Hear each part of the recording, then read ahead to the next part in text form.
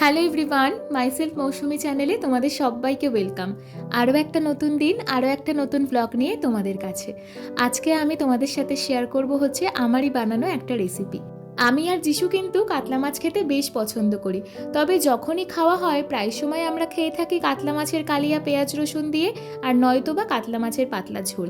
তবে আজকে আমি বানাচ্ছি একদম অন্যরকম একটা রেসিপি, গন্ধরাজ কাতলা। এটা খেতে যেরকম সুস্বাদু হয় তেমন একবার খেলে কিন্তু বারবার খেতে ইচ্ছা করবে, আর তার সাথে পেটটাও ভীষণ ঠান্ডা রাখে। তো চলো এবার রান্নাটা শুরু করা যাক। আমি এখানে 8 পিস মতন কাতলা মাছ ভালো করে ধুয়ে নিয়েছি। আর এখন মাছের মধ্যে পরিমাণ মতন লবণ, তার সাথে গন্ধরাজ লেবুর রস আর গন্ধরাজ লেবুর জেস্ট দিয়ে ভালো করে মিশিয়ে নিতে হবে। আর এই জেস্ট যখন আমরা গ্রেটারে গ্রেট করে দেব, তখন অবশ্যই মাথায় রাখবে যেন গন্ধরাজ লেবুর সবুজ অংশটাই এতে দেওয়া হয়। সাদা অংশটা দিলে কিন্তু মাছটা তেতো হয়ে যাওয়ার চান্স আছে। আর এই সব কিছু দিয়ে মাছের সাথে মিশিয়ে মোটামুটি 10 মিনিট মতন হোল্ডিং টাইমে রেখে দিলেই কিন্তু হবে। আর আমি এখন রান্নার গ্রেভির জন্য একটা মিহি পেস্ট বানিয়ে নেব। আমি এখানে কিছুটা পরিমাণে টক দই, তার সাথে 15টা মতন কাঁচা লঙ্কা আর হচ্ছে 8 থেকে 10 পিস মতন কাজু বাদাম নিয়ে একটা মিহি পেস্ট বানিয়ে নিয়েছি। আর এবার কিন্তু মাছগুলোকে হালকা করে ভেজে নিতে হবে। তো আমি এখানে ননস্টিকের প্যান বসিয়ে তার মধ্যে অল্প পরিমাণে সরষের তেল দিয়ে দিয়েছি। আর তেলটা একটু গরম হয়ে উঠলেই আমি তেলের ওপর থেকে অল্প পরিমাণে লবণ ছিটিয়ে দিলাম। আসলে গন্ধরাজ কাতলায় কিন্তু একদমই হলুদ ইউজ করা হয় না, তাই কিন্তু মাছের ম্যারিনেশনের সময় আমি একদমই হলুদ ইউজ করিনি।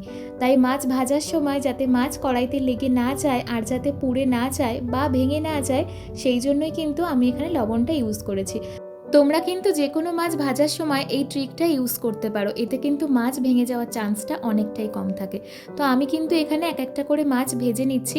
আর এই রেসিপির জন্য কিন্তু মাছ খুব একটা বেশি কড়া করে ভাজার দরকার নেই, হালকা করে ভেজে নিলেই হয়ে যাবে। তো আমার প্রায় সব মাছ ভেজে নেওয়াই কমপ্লিট। তো আমি একটা থালায় ভাজা মাছগুলোকে তুলে গুছিয়ে নিলাম। এখন রান্নার গ্রেভিটা তৈরি করে নেব। আমি কিন্তু এই রান্নাটা পুরোটাই করছি সরষের তেলে।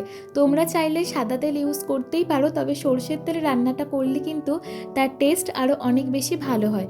তো মাছ ভাজা তেলের থেকে কিছুটা তেল সরিয়ে নিয়ে আমি সেই তেলের মধ্যেই আগে থেকে যে মিহি পেস্ট বানিয়ে রেখেছিলাম সেই পেস্টটা দিয়ে তার মধ্যে স্বাদ মতন লবণ আর চিনি দিয়ে এই মশলাটাকে কিছুক্ষণ কষিয়ে নেব।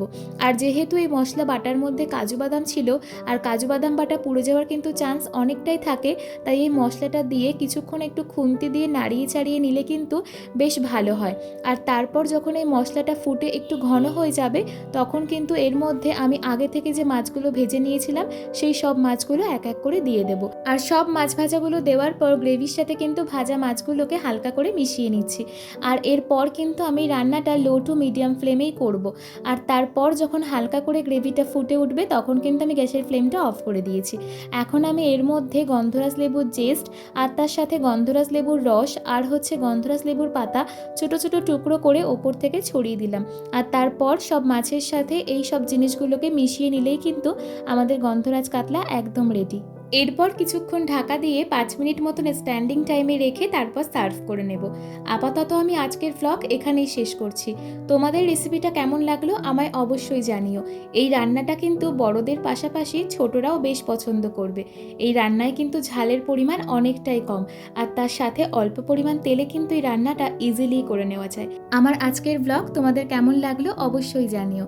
ভালো লাগলে একটা লাইক করে দিও, কমেন্ট করে দিও, আর তোমাদের বন্ধুদের সাথেও শেয়ার করে দিও। আর চ্যানেলটা প্লিজ সাবস্ক্রাইব করে দিও। সবাই ভালো থেকো, সবাই সুস্থ থেকো, আমার চ্যানেলের সাথে থেকো। তোমাদের সবার সঙ্গে দেখা হবে আবার নতুন কোনো ভিডিওতে। ততক্ষণ সবাইকে টাটা।